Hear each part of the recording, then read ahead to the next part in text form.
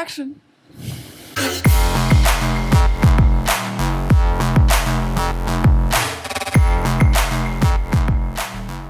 Welcome back to Demma Broke. I'm Chelsea. And I'm Bryan. And we're back. Feels like we were just here like a week ago. Because we were. It does kind of, but it also feels like so much has happened in a week. What? Like what? And nothing at all. It's just been long. Yeah. How's your body feeling after that? Horrific accident. Horrific. Check my bruises.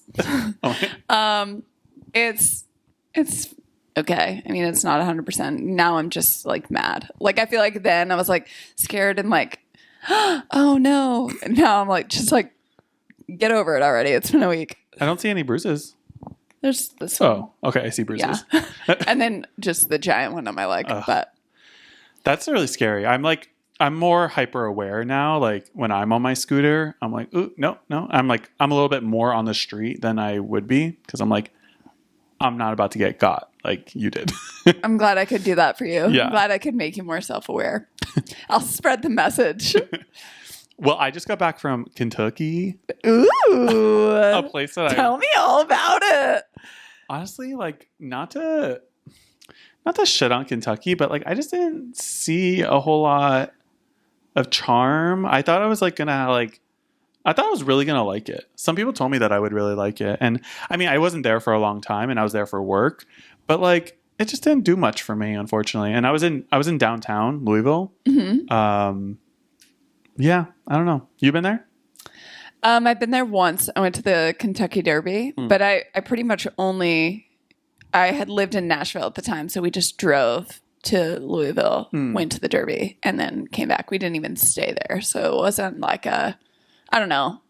I went to the place where the Kentucky Derby is because we had like a party and it was hosted there, and that was cool. It was cool to see that. We didn't see any horses, but yeah, and we got the Kentucky Derby drink. I forget what it's called. The mint julep. Yeah, mint julep. It was pretty good. I like it. Yeah, no, it was cool. It was a cool thing to experience. I think if I was going to go back to it, I would need to be a member of like high society and have like be in the bleachers or have a booth or something because it's kind of trashy on the ground floor. Yeah. It looked pretty classy from my view, but I was in Kentucky for a like industry event, like an event industry event. And I was there for like learning purposes. So like, first of all, I didn't know these kinds of events took place. Like, and it really opened my eyes that like every industry has a lot going on within it that like people just like don't know about. So like this was like an event where like a bunch of people within the event industry, not just like planners, but like venue people, like suppliers, like I don't know, all came together and like had these like seminars and like talked about strategy, and it was so incredibly boring. Like I thought you were about to be like, it was so helpful. Honestly, no. Like I almost like fell asleep in one of them. Like I had one of those moments where I dozed off and like jumped really quick, like jolted, because like it must have been like a solid 1 second of me falling asleep. And I was like, oh my God, I hope no one saw that. But I'm sure someone did. Embarrassing. Yeah. But I get it. Yeah. I just like the eye-opening thing was like that these are real things. Like people attend these things and like, and this is just one industry, but like some people live for those things. I know. Those are like the time when you get to get together and like, yeah, and they go nuts. Well, I mean, like networking is important and like all that stuff, but like, did you network? No. I mean, I wasn't there for that. So like I was there to learn, and I guess I did learn, but like, I don't know. It was just like, I don't want to go again. Yeah. I hope no one from my job. I feel like every conference or like event conference like that I've ever been to has just been kind of a party. Like it's like, yeah, you go to the things during the day, but then everybody goes out at night. That was definitely a thing, but like I haven't like really found my groove with like the people that I work with. Like I'm not really like friends with the people I work with. So like it's shocking to me. Yeah, I mean, I don't know. Like I started this aside from like Eddie, yeah, obviously. Yeah, but like we don't like work together. Really, we just work for the same company. But I mean, I think the difference is I started at this company like working remote. I mean, I would go into an office once a week, but like no one really went in. Whereas like I had that kind of camaraderie with people in previous jobs because we spent a lot more time together. True. So like this one, I don't know. I just like don't really have that connection with a lot of people. So yeah. And I don't know. Do you think you would rather have that connection and go into the office on a regular basis or stay remote? Stay remote. Yeah. I think that's a no-brainer. Yeah. I'm fine with the lack of connection. Like I'm totally fine because it allows me just to like do my job and keep my job for what it is, you know? And then I'm not lacking in the social department. You know what I mean? Right. Like, I have a social honestly, life. I bet it keeps, it keeps the HR department slow. True. So things don't get as messy in the workplace. That's true. Oh, I will say one thing I did learn. I went to one of these seminars and it was about like how Gen Z and baby boomers like work together and collaborate.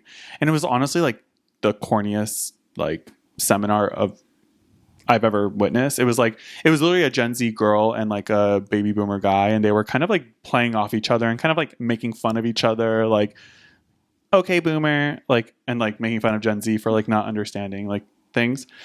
It was like, I understand why someone would think it's cute, but I found it really like corny. But the Gen Z girl taught me one thing. She was like teaching different like slang terms, and I've heard this term and I know what Riz means. You know what Riz means, right? Charisma. Oh, see, that was breaking news to me. I did not know it stemmed from the word charisma. I think I learned that on a TikTok. Yeah, from a Gen Z. Blew my mind. Yeah. That blew my mind. Like I knew what Riz meant, and I guess I kind of knew that it meant charisma. I guess I wouldn't have said it means charisma, but I would have like described it basically the definition of charisma. Yeah. But yeah, that blew my mind. I was looking at controversial opinions, and this wasn't one that I chose, but I'll bring it up anyway. There was somebody had put the different generations are only created so the younger generation has someone to blame. I mean, which I was like, well, I mean, that does track. Yeah. But we definitely blame like boomers for a lot of our problems, right? Yeah. And then we also blame Gen Z for whatever confuses us. I'm a millennial, but I didn't realize how close to the Gen Z generation that I am in terms of like year. Like apparently Gen Z. Don't you brag about it? No, I'm not bragging about it. I'm just like, I feel very, very millennial, and I feel like I am a millennial, but like if I was born 2 years later, I would have been a Gen Z. Yeah. It's weird to me. That is true. Yeah. That is true. I'm just being bitter. Yeah. I'm fine being a millennial, you know? Yeah. But it is funny now, like the fact that there was a whole seminar about baby boomers versus Gen Z, I felt left out. I was kind of like, what about me? Yeah. Like, am I not young? Did you guys forget about us? It made me feel old. It was like, oh, I hate that. Yeah. Now we're in like the middle group. No. There's like some stats that like the workforce is going to be like 70% millennial, maybe millennial and Gen Z by like 2030, but like mostly millennial. And I'm like, whoa. I have to stop myself sometimes from getting annoyed at younger generations or just thinking like, because I feel like one thing that bothers me sometimes is when someone super young is like, oh my gosh, or like watching reality TV shows where the girls are 23, 24, and they're like, I'm just like ready to find my husband. When is it going to be me? I'm just like, shut up. Yeah. But I am really trying not to get so annoyed because it really is just me being bitter. And also, was that you at 23? I'm probably. Right. So it's just like it's a circle of life. Yeah. Like I think that's what I'm trying to look at. It's like, it's a beautiful, like, circle of life thing. Look at how mature and wise I am now. That's how I feel when I'm like with my like Gen Z coworkers who are like so like enthusiastic about their work and I'm like sometimes I roll my eyes like, oh my God. But then I'm like, you know what? Like they're just like entering the workforce. So you know what I mean? They were like in college and they, they daydreamed about this stuff. Yeah. So I'm like, who am I to sit here and like new and fresh and they're hopeful. Yeah. We need that. We need that. They had a bunch of me's rolling around. Shit wouldn't get done. Have you seen it's probably a TikTok if I'm being real, where people are asking, would you rather be trapped in the woods with a man or a bear? Yeah. They're asking women. Yeah, I saw that and I have it as one of my controversial opinions. What do you think about it? Well, I think it's hilarious, first of all. But I did, when I was looking for controversial opinions, there were so many, but you could tell that they were all written by men who were just like uptight. They were like, any woman who says that she would rather be trapped with a bear is psychotic. And like I'm like, that's not controversial. You're the reason why Yeah, and that was another one that I saw. The guy was like, every man that is uptight about a woman choosing the bear is the reason why the woman is choosing the bear. Yeah. Yeah, I like did a deep dive into that when I found this controversial opinion. But then I remembered seeing it on TikTok. Most of the women were picking bear, right? Or at least the way the video was edited. And they made some really valid points. Like, first of all, men terrorize women way more than bears do.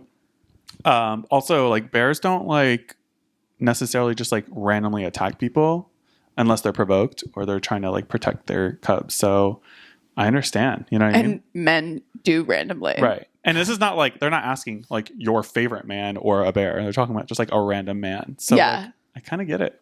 Yeah. What would you pick? I would pick the bear. Right? Mostly, I mean, that's being like facetious, but that's like, that feels so weird to say on this podcast. Facetious. Facetious. I can't say words. Facetious. Facetious. Yeah. Are you being facetious though? Not really. I mean, yeah. I mean, if I would, but the fact is, like, I would really consider it. I would really consider it either way. I think it's not a no-brainer. I'm choosing the man. Right. The thing is, you would be like, it's like you're put next to a bear or a man. Like the bear is most likely going to run away. The man probably isn't. So you're stuck with this man. The man is going to linger. Right. Yeah. And like, what are the chances that you're really going to like this man? And if Hinge has taught me anything, it's that they're not good. Right. So the odds are not good. It's just like putting the odds in your favor. You know what I mean? Not saying all men are bad. They're definitely not. But yeah. So basically what I'm choosing is to either die or be an independent woman in the woods. Right. Yeah. Can I pivot? Pivot. Yeah. Hard pivot. This is so random, but this actually stemmed from a conversation that T and I were having, and it was about, I guess this could be controversial opinions. We can just go into controversial opinions. Let's do it. And if we start talking about something else, we'll start talking about something else, because you know what? It's our podcast. But combining last names, I didn't know that was a thing. So like, I know people obviously take their partner's last names, which I think we've talked about. I get it, but like I like, it makes me so happy when a woman does not take their partner's last name, but that's not what I'm talking about here. Apparently some people will combine the two. Yeah. So like Shapiro and Phillips, they'll do like Shapillips. Oh, wait. That's what Tegan was telling me. I never heard that. I thought it was like hyphenated. Like, well, they do that, but apparently they combine them. And it was really funny. It was really funny because when Tegan said it, she like gave mine and hers as an example, and she was like, Shatterton. I'm like, wait, that's not cute. But like, I never heard that, but apparently that's a thing, according to Tegan. No, I haven't heard that. Right? Either, but that makes more sense to me than hyphenating. Because I get that hyphenating, but like, what are your kids gonna do? They're gonna have a hyphenated last name, and then what are they gonna do when they get married? Yeah, I mean, it's just hyphenated. The hyphenating, I think, is lineage all the way down. Yeah, you know your roots all the way back to your first last name. That's just annoying. Yeah, yeah. I'm for the hyphenating because I feel like it's fair, but then it's like a lot of people comes first. That And also a lot of times when they do that, like you lose your middle name because you don't want to like, then you have 4 names. Like when you change your name, a lot of them will like take out their middle name. I don't know. I just feel like there's like a sense of like an identity loss when you do all of that. I don't know. Yeah. But then it gets honestly, that makes the most sense because then it gets messy. Like if say I kept my last name and I married someone who also kept their last name and we had kids, what last name would they take? Yeah. Just make up a last name for the kids. Who cares? Just make it up. Yeah. We're floating on a rock. Doesn't matter. Nothing matters. Okay. I have another random question. Okay. Why are like there some things not good when you eat it alone, but when you mix it into things, it's like the best thing ever? Like butter. Butter is literally the best thing when you mix it into like anything that you bake or cook. Yeah. But have you ever tried butter alone? Like, have you ever? Well, yeah. What do you think? I mean, I'm not like dying to. It's not good. Yeah, I'm not dying to eat it on its own. It's pretty gross, actually. When you eat it alone. But why is that?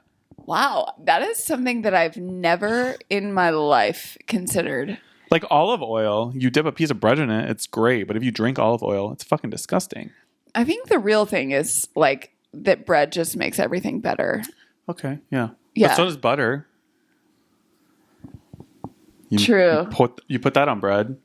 I guess it's. I'm saying bread. It's bread. Yeah. Bread is the key. Yeah. But the carbs are the key. But there's more. There's more to that. There's more. Yeah. You know what I mean? No, it's also like kind of crazy to me sometimes that food is such a science that I don't know anything about. Mm-hmm. Like literally chemistry of like what temperature things should be to where they're going to taste like really good, mm-hmm. or because for me, my worst trait cooking wise is I want it to be done as soon as possible. So I'm on high heat all the time. Ooh. But I know that that's not right. No. In order Something's to cook need a slow cook. Correctly. Right. Yeah. Like a steak. You can't just like put it on high heat. You're going to like burn the edges and then the middle might be okay. But so I just don't cook steak.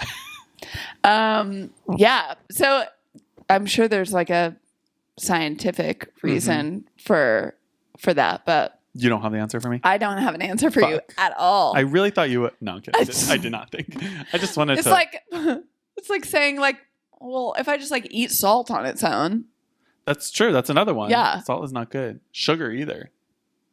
I mean, it's not good, but it's not like an enjoyable experience. True. Same with like cinnamon sugar. Like it's like almost impossible. Have you ever done the cinnamon challenge? No. Should we do it right now? No. No. Have you seen people do the cinnamon challenge? Yeah, that's crazy. It's like physically impossible to swallow it. I have zero desire to try that ever in my life. We should maybe do it for our 2 seconds later, I have a spoonful of cinnamon in my mouth. Not in my apartment. Okay. Okay, this is like the random podcast, honestly. I just have like a bunch of random thoughts. Yeah, there's the title. Yeah. Thanks. That's like the hardest part of editing these podcasts. I believe it. Is I can like fully edit it totally fine. I upload. I even write the little bio. The last piece is the title. I just never know what to do. But anyways, okay. These are things that like I'm not sure if I should admit, but they're things that I do, and I'm just gonna own up to them. Okay. And I know you're very familiar of these things that I do. One thing is I definitely creep on people's Venmos. Well, I'm not going to like your account, but like I go to Venmo. I feel like I've admitted this on the podcast before. Yeah. But it's gotten to the point where I'm like actively admitting it to people. So our friend Dominique, she recently adopted a cat. And I know this because I checked Venmo and she paid someone for adoption fees and put like a cat emoji. So then she texted me like last week and she's like, "Oh my God, I adopted a cat." And I was like, "I know. I saw your Venmo." And she was like, "What?" I was like, "Wait, should I have said that?" Like, I literally said that. She was like, "Oh my God, I love that." But like, that's hilarious. And then, but I also think if you don't want somebody to know what you're paying for, like don't write out the description. Right. Make it private. Yeah. Right. Make it private or just, I don't know, send a random emoji. Then our friend Michelle, recently, we were watching like one of the like live streams of the Eras tour, the first night in Paris. And she like sent me and Tegan a photo of her laptop screen. And when she said that, anytime people send me a picture of their laptop screens and I can see a bunch of tabs, I'm scrolling and I'm seeing the other tabs. Yeah. And I saw one of her tabs said like some sort of job description. So the next time I saw her, I was like, I think it said like spa manager. So next time I saw her, I was like, hey, are you like looking to be like a spa manager? And she was like, what? I was like, I saw your tab. You sent me that picture. I don't think that's weird at all, though. Like, I honestly don't. It is mind-blowing to me that people don't look through every facet of a photo that they send or post before they do so. Right. Maybe they shouldn't care as much, but like, I like the details. Well, I sent you a photo. Some guy sent me a text. Some guy that I've never met yet, but sent me a text, and he was like, this guy wants to see you, and then sent a selfie, and he had stuff in his teeth. Ugh. And I was like, what are you doing? What? What are you doing? That's wild. Yeah. Like, if there's anyone out there that thinks that I've ever just sent like a random casual selfie in my life, I need you to know that that took multiple takes, and I analyzed every square, every pixel on that photo before it was sent.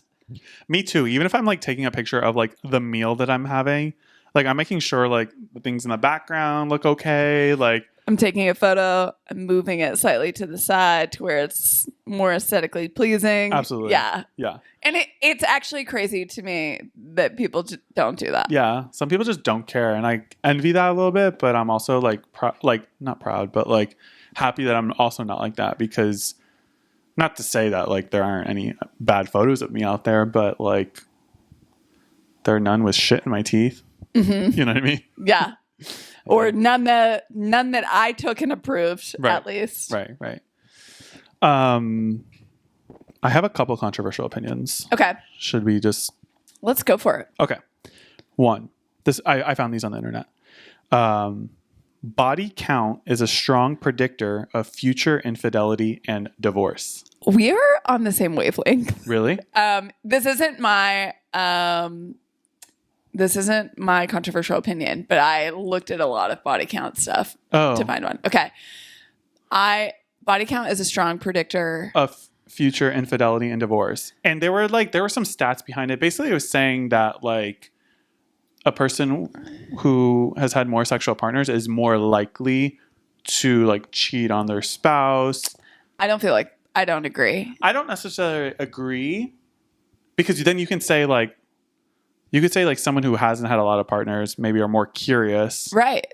I mean, if stats show it, then like, okay, whatever, facts are facts. Maybe they are more likely. Did it say that facts show it? Yeah. I mean, I don't know where the stats came from. Yeah. But it said like statistically speaking, someone with like 100 partners versus like 5, they're more likely to like. Interesting. Yeah.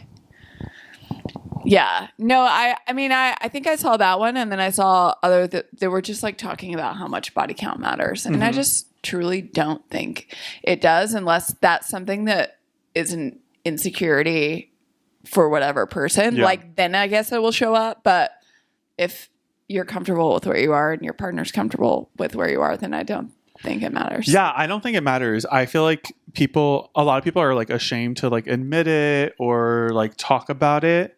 And whatever, like to each their own. I will say though, I don't remember if I ever shared this. I was with some gay friends, and well, first of all, I don't think it's any like secret that like I don't have a high body count, because I'm just like, I'm prude, honestly. That's what it is. I would bust it wide open if Your body is a temple. Yeah.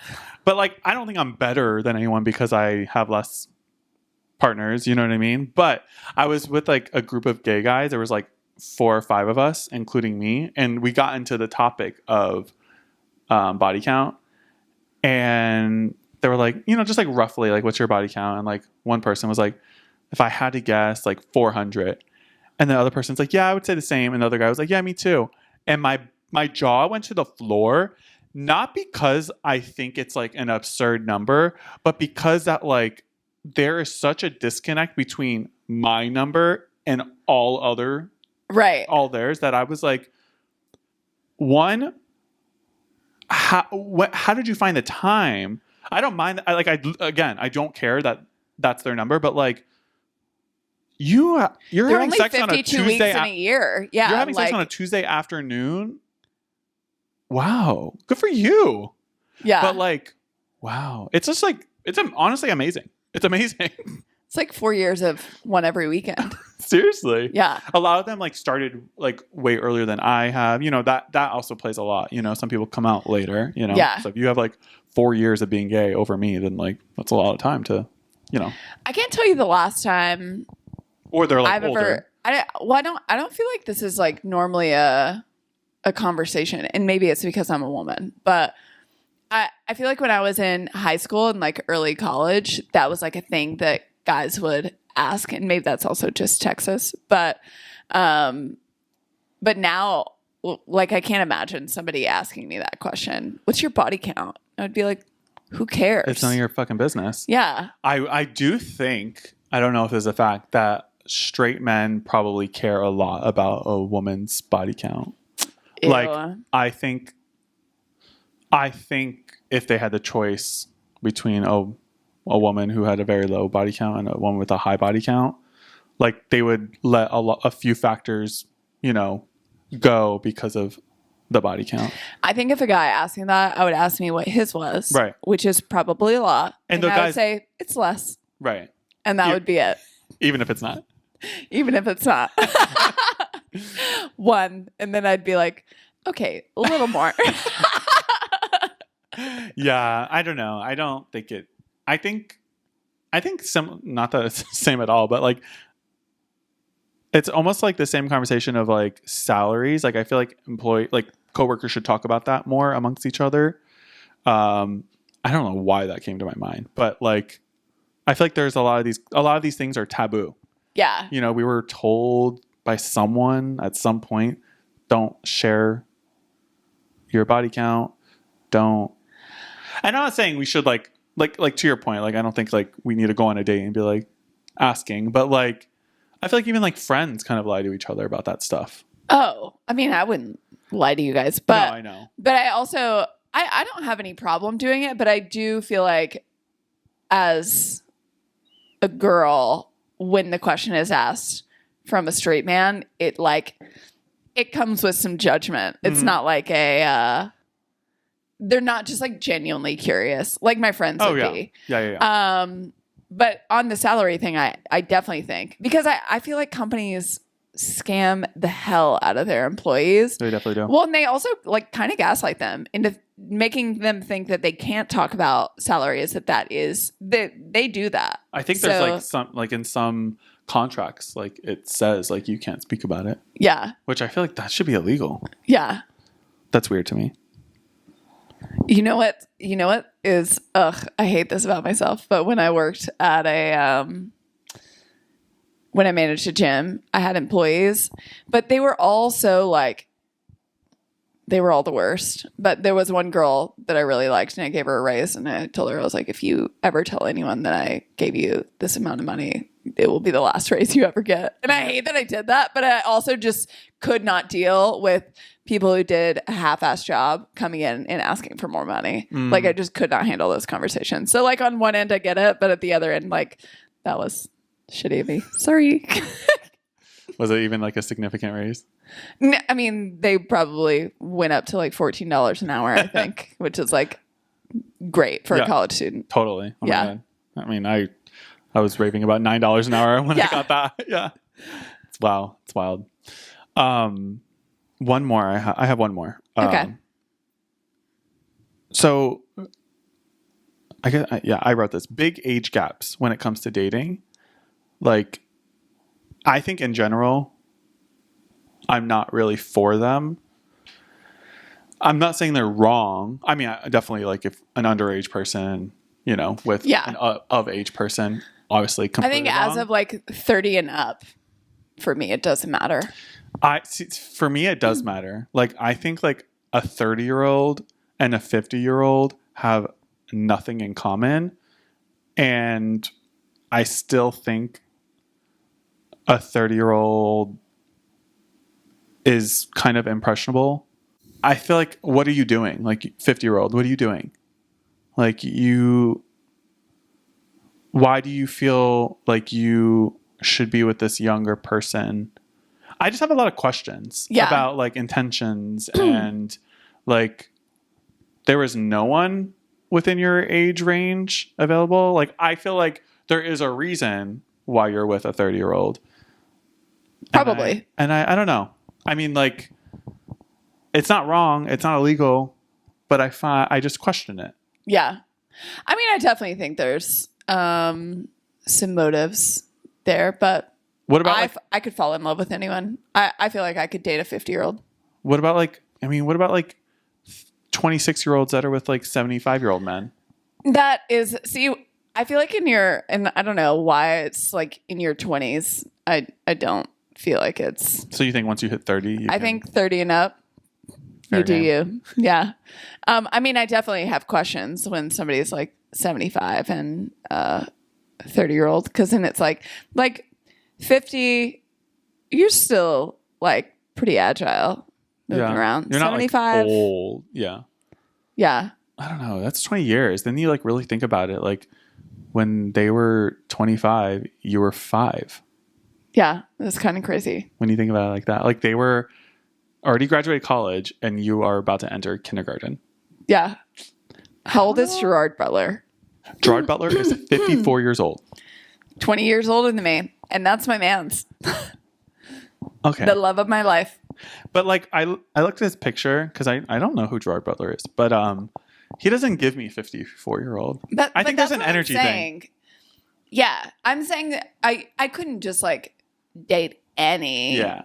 older man, but like there are a lot of older men that have like young energy, and I can see how they would never want to date someone their own age just because of that. But I think, I mean, I'm just like generally speaking, I find it strange. And then also, I feel like a lot of times that what happens is like a 54-year-old guy exits a 15-year marriage with their now ex-wife who's around the same age. And then the next person they go to is the age of that woman, of their ex-wife when they first met. You know what I mean? Yeah. I question that a lot. No, there's definitely, there's some motives. I'm sure. Or if you're a repeat young dater, you know what I mean? Like if you're a 50-year-old man and you keep dating 25-year-olds, like a Leonardo DiCaprio, like Jake Gyllenhaal, what's going on there? Yeah, there's some mommy issues. I think there's like a power trip. I don't know. I mean, we can flip it to the other side too. A lot of women, prefer younger guys. And probably for similar reasons, Could not be me. No. But I also feel like there are at times, I don't know. I feel like I have an older energy at sometimes. And then also a younger at others. I feel like you have a young energy. I think I can actually see you with a younger guy. Oh. Like I wouldn't like necessarily wish that for you. Like if I were to put like your perfect man, I wouldn't make him younger than you. But like, thank you for that. Like I feel like you could like kick it with like a 27-year-old. Yeah. You're like, no. I don't know. We'll see. Again, I could fall in love with anyone. Yeah. So maybe. Hard pivot. Hard pivot. So that's the name of this podcast. Yeah. Hard pivot. So the other day at Carissa's birthday thing, happy belated, Carissa. Happy belated birthday. We were having a conversation, and one of our friends, Jelani, he was like, "Oh, I have a controversial opinion for you," and it's actually, we talked about it for a while.